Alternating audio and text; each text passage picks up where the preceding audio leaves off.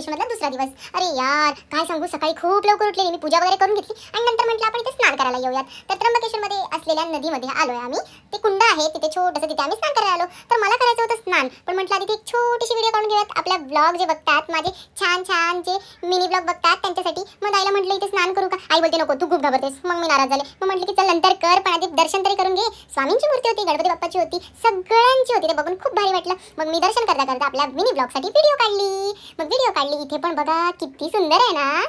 मला खूप आवडलं. मग इथे नंदी बैलाच्या कानात माझं जो काही स्वप्न आहे, माझी काही इच्छा आहे ती मी सांगितली. तुम्ही पण सांगा. पाया पडून झाल्यानंतर मी आले इथे स्नान करायला. मला खूप भीती वाटत होती बाबा, तरी पण मी स्नान केलं. बघितलं किती हुशार आहे. इथे मी स्नान केलं, पण तुम्हाला सांगू का, ताईने धरून ठेवली मला.